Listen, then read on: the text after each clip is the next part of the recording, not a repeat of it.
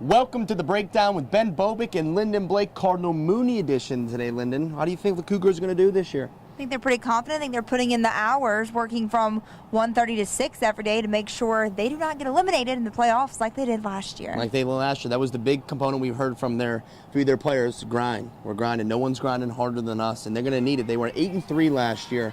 Lost to 3 teams, a couple one in their district.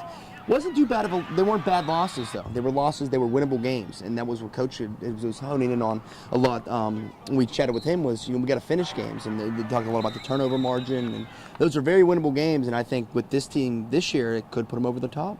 Yeah, in any sport, you want to minimize those errors. You'll win more games. The less errors you make, those errors being turnovers. So if they minimize the turnovers, they're going to be a harder team to beat. And a big reason why they're going to be a hard team to beat. They got 18 starters coming back from last year's 8-3 team in 3A District 5. And one of those guys, main guy that's coming back, I guess you could say, is Bryce Williams. And he's going to a big-time school.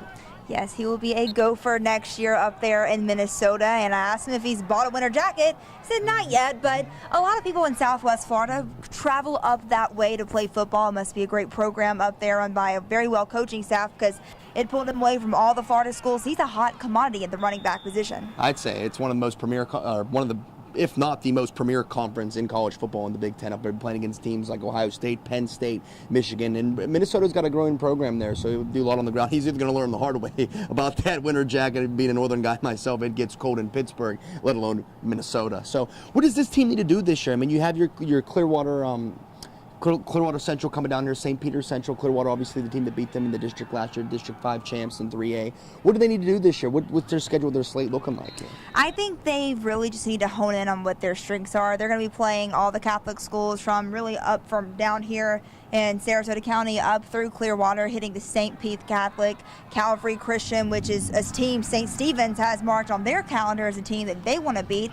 And St. Pete Catholic didn't have the best year last year. Calvary Christian was 50-50, but they're still great programs, been around for a long time, and you can't take them lightly no matter what their schedule says on paper last year. They're going to take every team as if that's the team that's going to kick them out of the playoffs. Yeah, and a great program they are building here at Cardinal Mooney. Coach Drew Lascari is in his 3rd season here, went 8-3 last year after a 2-9 first season, so he's cruising away. They got got high expectation. The bar is set for these young men, and they're ready to exceed those expectations. So we're excited to see what the Cougars do this year. Of course, we'll be keeping in touch with them. We'll be getting with your Friday Football Fever previews throughout these next few weeks. Football is back. You can see the smiles on our faces, so we'll see you again next time.